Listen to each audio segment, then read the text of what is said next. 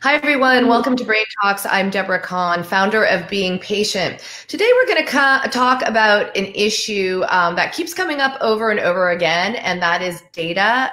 Who owns the right to your personal data, and how much is pharma obligated to release information about data surrounding diseases like Alzheimer's? Well, I'm so happy today to have with us Hank Greely. He's from Stanford University Law School, and he is specifically an expert on the ethics behind biosciences. So thanks so much, Hank, for joining us today. My pleasure.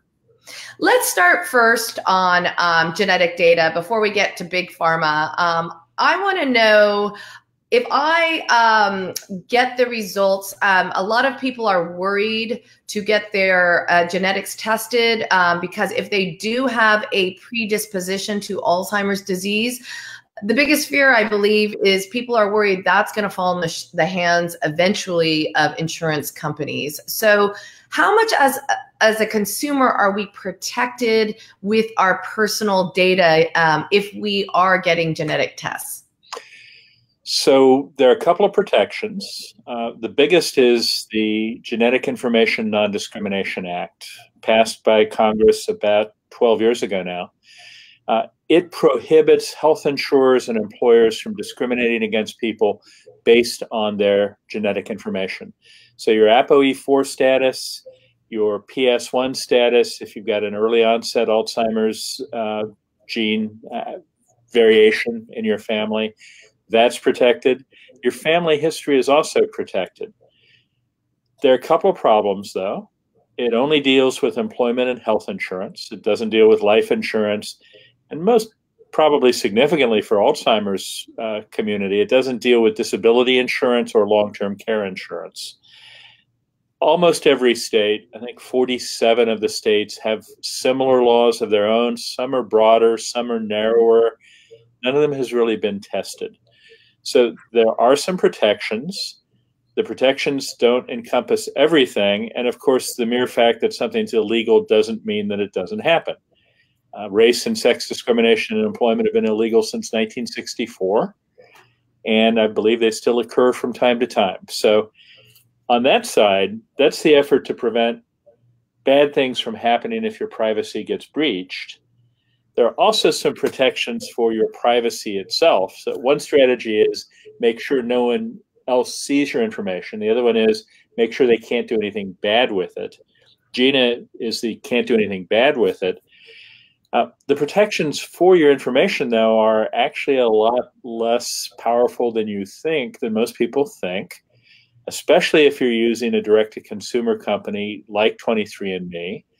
Basically, your protections are whatever protections are included in the agreement with the company. Some companies have stronger, some have weaker. Most of them want to be able to use your data for their own purposes, and some of them, like 23andMe, very specifically want to share your data or sell your data. It's sharing, but they get paid for the sharing. Share your data with other researchers. So can we assume, though, that's anonymized, though? I mean, obviously, I get an email a week from 23andMe asking me, to use my data for science, for the advancement of science.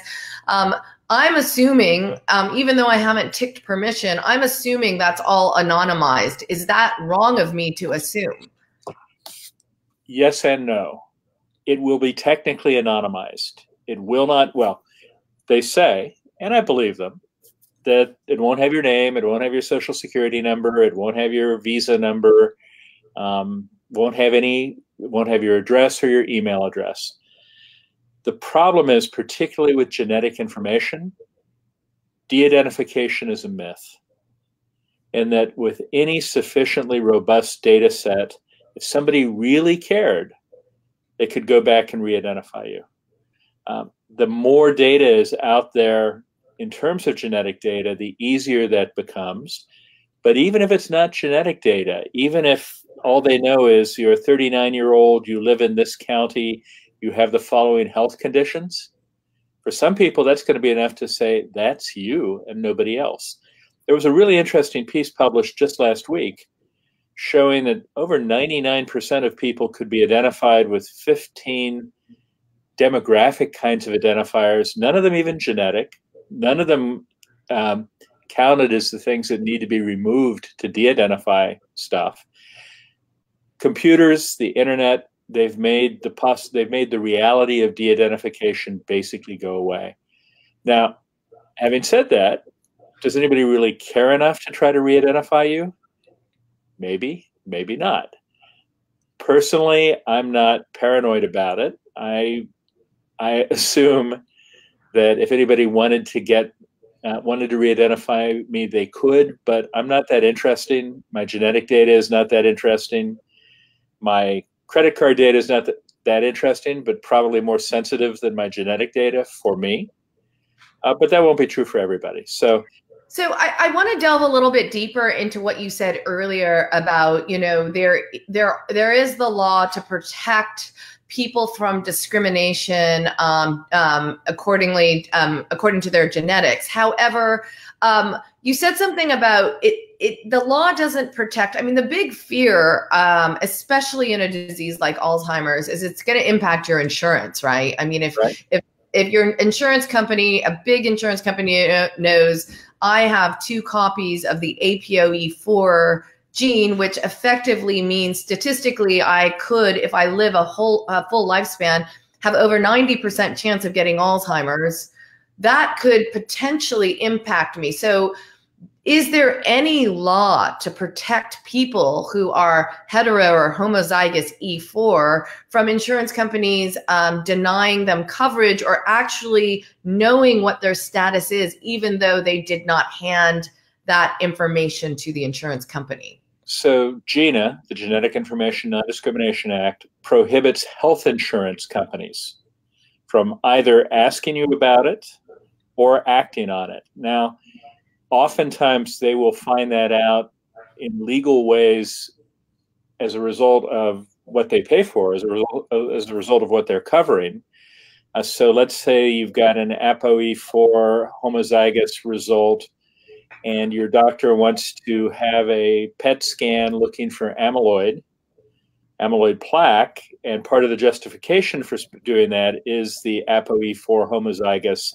The insurance company would appropriately know about that in deciding whether or not to pay for the PET scan, but they're not allowed to use it against you. However, if it's a disability insurance company or a long-term care insurance company, they can ask and they can use it against you. And here's another thing that I don't think people are paying enough attention to. There are a lot of ways to predict future diseases, including Alzheimer's. We focused on genetics in a way because I think it's the simplest and it's the sexiest right now. But people are working on blood biomarkers, cerebral spinal fluid biomarkers, PET scans, both for amyloid plaque and for tau tangles. I just learned 2 days ago about another potential biomarker involving growing cells from your skin cells and turning them into neurons. And neurons derived this way from people with Alzheimer's disease look different. None of those are covered by GINA. GINA only protects you from genetic information discrimination. It does include family history, but it doesn't include blood-based biomarkers, cerebral spinal fluid biomarkers, neuroimaging, or anything else. So it's almost like science is moving faster than actually the law is in its current state. I think that's right. Of course, the real underlying problem there with health insurance is we don't live in a civilized country that guarantees everybody health coverage.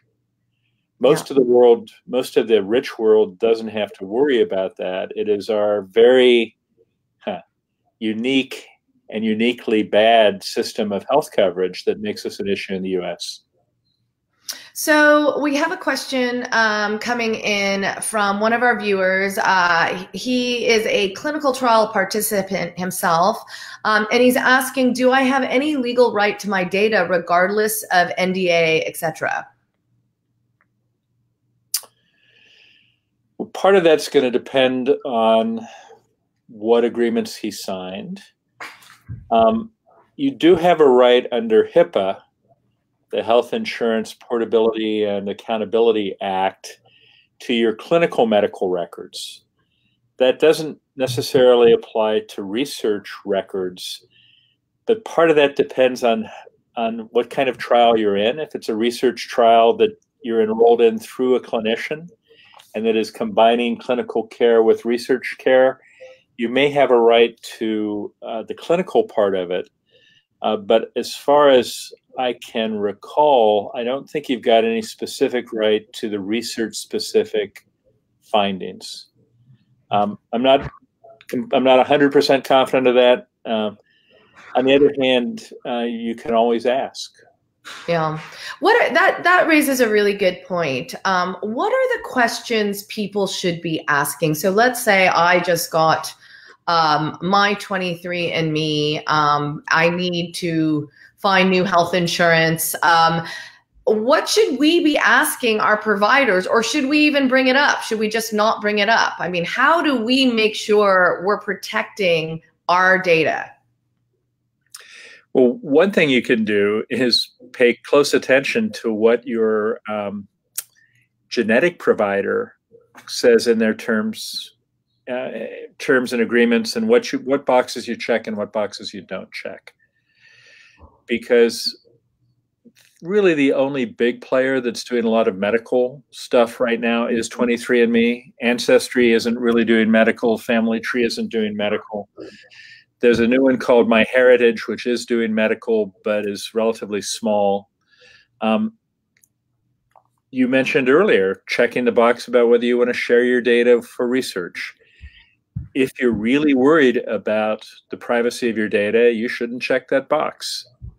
If you aren't that worried, you should. So you should pay attention to what the user agreement says. We have all checked the box that says, I have read and understand and agree to the following 47 pages of the latest Microsoft Word update. Never read it. Never read it. Yeah. But on this one, if you care, you should really pay attention to that.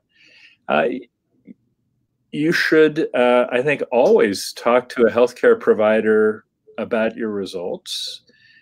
I personally highly recommend that people talk to genetic counselors. I think counselors are a really nice combination of people who have training in counseling as well as have training in genetics. Your primary care doc probably has training in neither of those two things. Some of the clinical geneticists do great stuff, but they're not necessarily great at communicating with real people. Genetic counselors are really good on both counts. So I would talk to them, and I would ask them also about what, if anything, you should be worried about in terms of protecting your information. The one thing I'll say, though, there is no way to completely protect your genetic information. Even not signing up for 23andMe doesn't completely protect your genetic information, because if you've got a sibling or a parent or a child who did, that's half of your information. If you've got an identical twin, that's all of your information. You can't protect against your family members doing this. And from your family members' information, somebody who wanted to could find out something about you, or at least probabilities with respect to you. That's how these really interesting genetic genealogy forensic cases, cold cases, have been solved.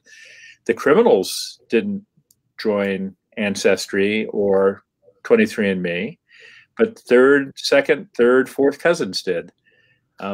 It's really fascinating. I've actually always gone under the presumption, like I've gotten my genes tested. I felt like I'm old enough now, so it's okay. But for my 3 children, I haven't done that yet because I'm scared to put their genetic footprint out there, blueprint out there, when I don't know where this whole thing is going. Am I wrong to be concerned, or in your opinion, should people feel it's okay to get your genes tested out there? As long as you've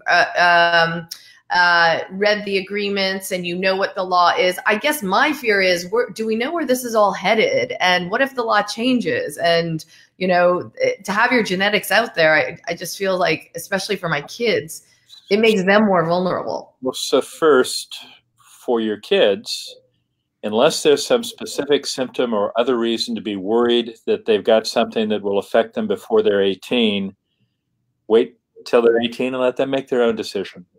I really don't encourage parents to test their children unless there's a good medical reason for it. Let the kids, when they're no longer kids, make their own decisions.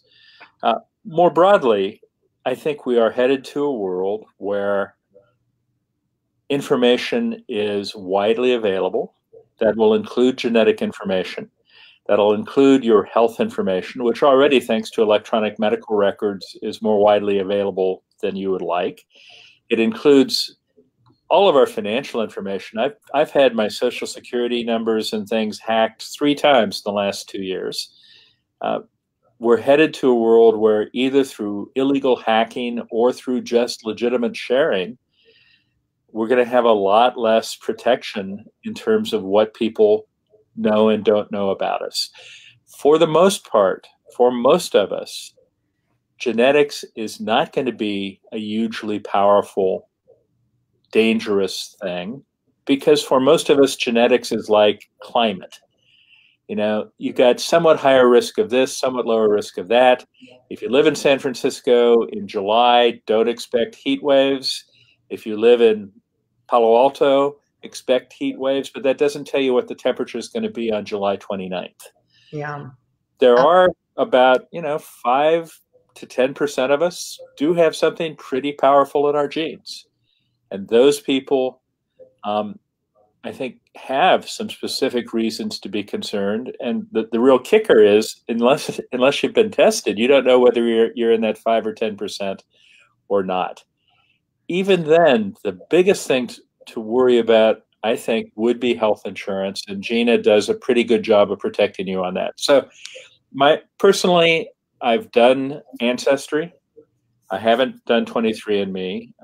I don't like some of the genetic tests they're doing. I think their BRCA1 and BRCA2 tests actually should never have been approved because they will mislead lots of people, because they only test for 3 of over 1,000 dangerous gene versions. I'm not interested in my ApoE status. My wife, whose mother died of dementia, most likely Alzheimer's, was interested and has gotten that information on her own. I think different people can have different views about it, and a lot just depends on what you want. Privacy is not, for me, one of the main considerations, but there are people who care about it more than I do, and there are people who care about it less than I do. Figure out what you want, figure out how much protection you've got. The answer is going to be not 0, but not perfect. And then make your call. Different reasonable people will disagree. Okay. Yeah, it's like with any newer issue, right? Is always the case. So I have a question. I want to change the direction of our conversation a little bit. Stick to data, but talk about the recent Pfizer clinical trial, where sorry, not Pfizer clinical trial, the Pfizer case where it was revealed that they had a lot of insurance data that pointed to the fact that possibly a drug called Enbrel could reduce the risk of Alzheimer's disease. Now, again, this wasn't studied, and it was Pfizer's choice to decide not to pursue that. But they kept the data. They sat on the data, and it raised the moral obligation of how much should big pharma be responsible to release those type of insights, so that if Pfizer didn't want to pick up on it, then perhaps someone else would. Right. So they don't have a legal obligation. Their legal obligation is mainly to their shareholders. Their ethical and moral obligation, though, I think goes more broadly than that. And although we all, including me from time to time, like to dump on big pharma, at least they are trying to find things that will help people. They're not tobacco. Yeah. And I think, and the people I know in pharma really are committed to that. That's why they do what they do. given that, I think there is a point where you have to say, we're not going to pursue this, but others might find it useful and make it available. I think the case, it's really an association between embryo use and Alzheimer's. Should have been revealed, ultimately was revealed, probably could have been revealed sooner. But it gets tricky if the company is considering pursuing it. You know, do you make them give away a potential competitive advantage? How confident do they have to be that they're not going to pursue it? And how valuable does the information have to be? There's been a lot of pushback on whether this embryo connection, whether this embryo association actually makes any sense or not. And you know, one thing you learn when you hang around medicine long enough is all sorts of things are associated with all sorts of other things, sometimes purely by chance or for reasons that don't have any particular causal connection. So I'm glad that they made it public, ultimately. I wish they had made it public sooner. I think pharma should think hard about when it can advance public health and science overall by providing information that it doesn't intend to pursue that might be useful. And this goes to this deeper question of sharing science results broadly, sharing data broadly, in an effort to help public health, to relieve human suffering, even though sometimes it puts either a company, a pharma company, a biotech company, or an academic researcher at some competitive disadvantage by letting their competitors know what they're doing. It's a hard line to draw, but there should be some felt ethical compulsion to provide the information when it could be helpful. Who would be responsible for that? Because it's proprietary data, right? Presumably it was Pfizer's own, they had access to data, but they were able to draw on these conclusions and decide they weren't going to pursue it, right? And, you know, we at Being Patient, we interviewed scientists who thought there wasn't a lot, like it wasn't an obvious lead in the data. So it was like the media was playing this up. But it's more the question of, you know, would someone else choose to pursue this? Is there a chance that these, so I mean, it's really, you really just rely on Pfizer, right? Or the big pharma to, I mean, there's not a governing body who would say you need to release this. There's no legal obligation. There's no ethics governing entity out there. I do think, though, this particular kind of information does have the potential of being more widely exploited. This is really information that you can get from electronic medical records. And so big health entities, hospital chains, or insurers, it doesn't have to be the pharma company.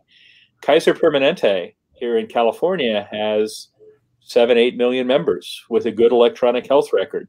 It was the electronic health records from Kaiser that unveiled the Heart Disease Association with Vioxx 15 years ago. Looking at, you know, electronic health records should be able to provide a lot of this information in terms of the kind of association that Pfizer saw. So it's not just pharma that can spot these things, and we need to be looking more seriously for them. The problem right now is that the electronic health records just aren't very good, because they're mainly designed to help hospitals and doctors bill as much money as possible, not so well designed to provide good health information, with a few exceptions like Kaiser's. Right, absolutely. Okay, Hank, thank you so much. This is a really huge topic that we're not going to be able to cover in a short period of time, but I think your insights have really helped steer us in a direction about what we should be thinking about, how important it is to really read the agreements if we are going to get genetic testing, and really stay on top of the law, right, and understand our own rights versus big company rights. So Thank you so much. I'm sure we might get a couple more questions after the fact, and perhaps we could send them on to you later. But thank you so much for your time. We appreciate it. Say one more thing. Yeah. And this really doesn't have to do with the law at all. Alzheimer's is a disease that's always both fascinated and terrified me. I've got a very good memory, and it's part of who I am, and the idea of losing that is particularly worrisome to me. Right now, we are at a we're at a strange moment in Alzheimer's disease research when the amyloid hypothesis, which has been the reigning hypothesis for 20 years, seems to be falling apart. Billions of dollars have been spent and lost on it. On the one hand, that's depressing because what looked like our best hope seems to be receding. On the other hand, when you cut down the big trees, all sorts of other things in the forest get a chance to grow. So for those of you who are following Alzheimer's research, the fact that the amyloid hypothesis hasn't worked out is bad. But it does open up lots of space for people to do other sorts of creative things. Don't give up hope. People are working very hard on this. And someday we'll lick it. I hope soon. I hope so too. And, you know, as we see big pharma just pull back a little bit to kind of reanalyze the approach, we're also, I mean, sitting here in San Francisco, I have to say there's some really interesting stuff in biotech that's trying to solve the Alzheimer's mystery. So, you know, there are reasons out there to still be hopeful. So hopefully we're going to recalibrate, get back on track, and see more trials coming up. Yep. Great. Thank you so much for your time and providing your insight. As always, we will always post these interviews on beingpatient.com. Leave us more questions if we didn't get to yours. Thanks very much. And thanks, Hank, for joining us. My pleasure. All right. Take care. Bye.